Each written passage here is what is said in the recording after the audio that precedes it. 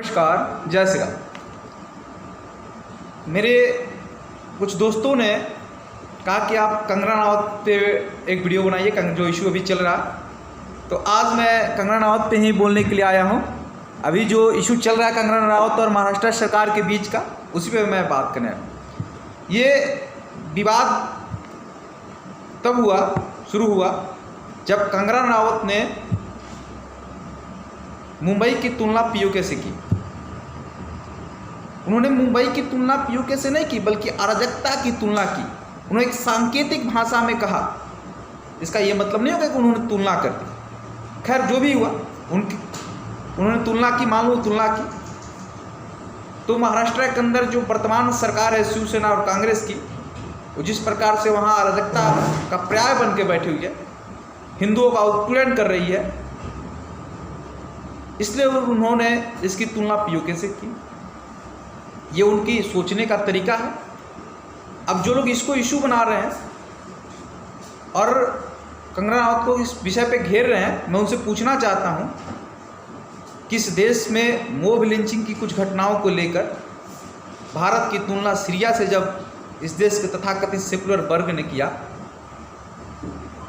तब आप इस पे सारे के सारे मौन रहे। भारत की तुलना हिंदू पाकिस्तान करके की जाती है, तब भी आप लोग कुछ नहीं बोलते। और आज अगर कंगना रनावत ने कुछ कह दिया तो आप उसको इशू बना रहे।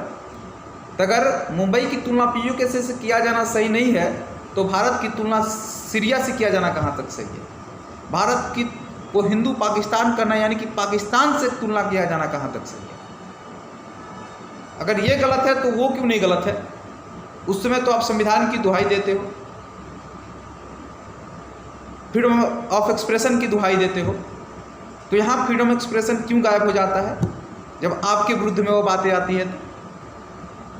दूसरी बात इसमें है कि महाराष्ट्र की सरकार ने उनके घर को तोड़ दिया,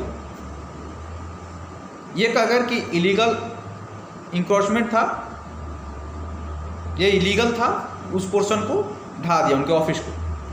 मैं आज पूछना चाहता हूं कि जो लोग इस विषय पे महाराष्ट्र की सरकार का समर्थन कर रहे हैं, क्या ये घर बयान देने के बाद बना था? 2 दिन पहले बना था? 4 दिन पहले बना था? या सालों से वहाँ खड़ा था? मेरे भाई, महाराष्ट्र की सरकार को आज पता चला कि इलीगल था? बयान देने से पहले क्या इलीगल नहीं था? एक पॉइंट। इसमें दूसरा पॉइंट जो निकल के आता है, इसी महाराष्ट्र की सरकार ने कोर्ट का आदेश आया कि दाऊद इब्राहिम का जो आशियाना है, जो घर है, उसको तोड़ दिया जाए। तो महाराष्ट्र की सरकार ने हल्फनामा दिया कि हमारे पास ड्यू टू कोविड-19 की वजह से हमारे पास पर्याप्त मात्रा में लेबर नहीं है, यानी किसी से लेबर की कमी है, जिससे हम इस घर को अभी नहीं तोड़ पाएंगे। तो मैं पूछना चाहता हूं कि महाराष्ट्र की सरकार के पास दाऊद का बंगला तोड़ने के लिए, दाऊद का घर तोड़ने के लिए लेबर नहीं है, लेकिन कंगना रनावत जी का घर तोड़ने के लिए उनके पास आनन फानन 24 घंटे में लेबर कहाँ से आ गए? ये पॉइंट, दूसरा पॉइंट। इसके साथ ही मैं एक और बात कहना चाहूँगा। महाराष्ट्र की सरकार ने जब ये तोड़ दिया उनका घर, तो शिवसेना का जो मुखपत्र है सामना, ये सामना बहुत ही अच्छी अखबार मुखपत्र हुआ करती है। बाला साहब ठाकरे की शिवसेना है, जिनका मैं भी एक भक्त हूँ, बाला साहब का। तो शिवसेना का भी इसके संपादक बड़े बड़े लोग हुआ करते थे, तो छिछोरे टाइप के इसके संपादक भी हैं। तो जी शिवसेना का जो मुखपत्र है सामना, उस सामना में लिखा जाता है कि उखाड़ लिया। तो सीधे सीधे लगता है कि कहीं न कहीं ये पूर्वाग्रह से ग्रसित होकर रिवेंज लेने के लिए कार्रवाई की गई थी, जो कि ये लोकतंत्र के लिए शुभ संकेत नहीं है। सरकार को किसी भी प्रकार के पूर्वाग्रह से ग्रसित होकर कोई काम नहीं करना चाहिए। उसके बाद कंगना रनावत जी ने जब उनका घर टूट रहा था तो जाहिर सी बात है, जब घर टूट रहा है तो किसी को भी गुस्सा आएगा। उस गुस्से में उन्होंने शिवसेना के की तरफ से जो आज ये महाराष्ट्र के मुख्यमंत्री हैं उद्धव ठाकरे, उनके लिए उन्होंने तू वर्ड यूज़ किया। मैं भी कहता हूँ कि उद्धव ठाकरे तुम क्या करोगे, मैं भी उद्धव ठाकरे तू वर्ड यूज़ ही करूँगा। तो कंगना रनावत जी ने उद्धव ठाकरे के तू वर्ड यूज़ किया, इनके विरुद्ध में केस हो गया।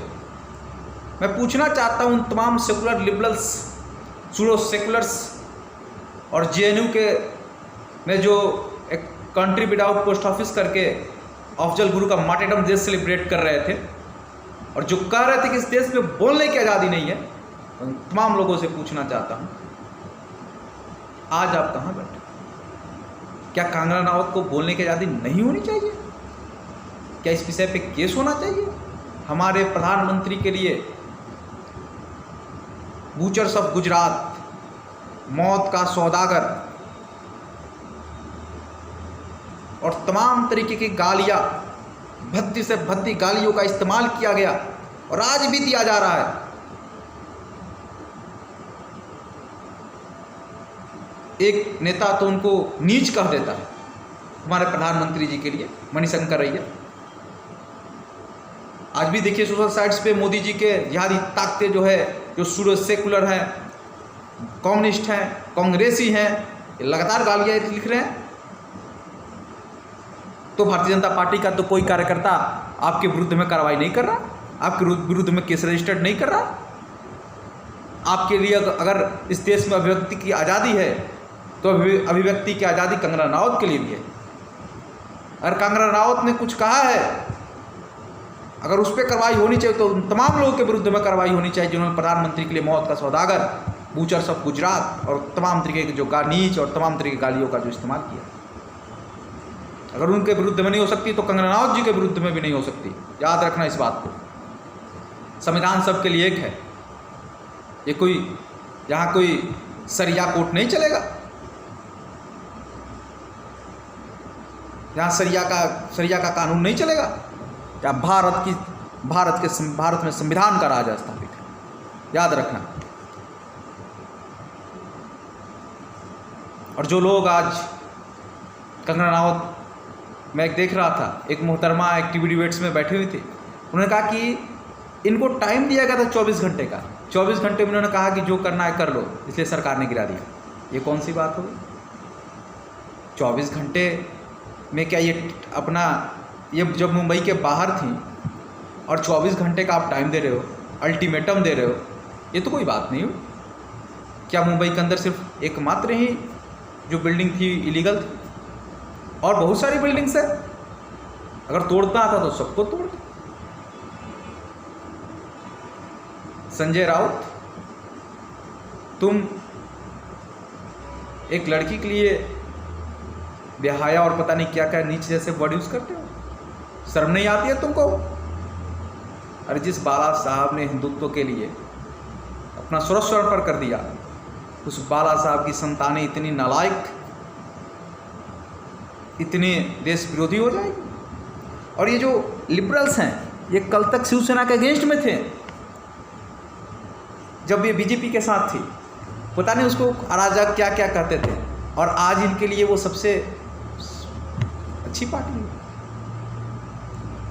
जो लोग समर्थन कर रहे हैं कंगना रनावत जी के घर को तोड़े जाने का, यानी कि महाराष्ट्र की सरकार का, मैं पूछना चाहता हूं, जब जायज़ तरीके से भारत की सरकार ने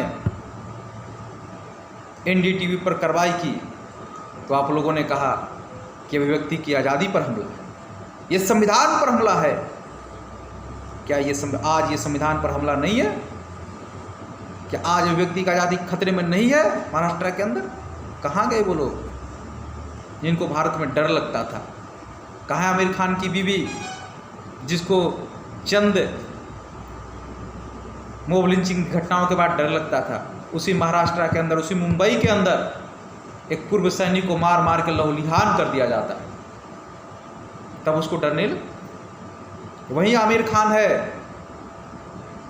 जिसको इजराइल के प्रधानमंत्री बेंजामिन नेतन्याहू जी से नहीं मिलने का समय नहीं था, मुंबई के अंदर नहीं मिलता है, और ये टर्की जो कि आज कट्टर इस्लामिक देशों की सूची में शामिल होते जा रहा है दिन प्रतिदिन, जो भारत का दुश्मन है उसके साथ खड़ा है, उसकी वाइफ से जाके, टर्की के जो राष्ट्रपति है उसकी वाइफ से जाके मिल रहा है, एर्दोगन की बीवी से।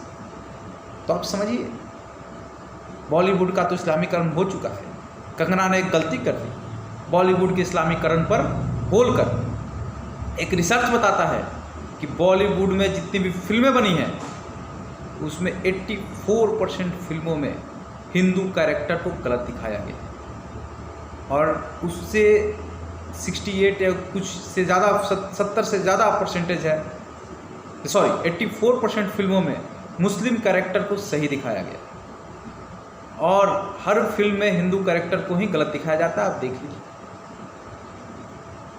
चाहे वो दीवार का अमिताभ बच्चन हो जो कि एक नास्तिक है, जिसको धर्म कर्म विश्वास नहीं, लेकिन 786 का बिल्ला में उसको विश्वास है। ऐसे बहुत सारी घटनाएं हैं, लेकिन अब हिंदू समाज भी जाग चुका है। और इन कम्युनिस्टों के लिए मैं कहूँगा, ये वही लोग हैं जो 1962 में चीन का समर्थन कर रहे थे।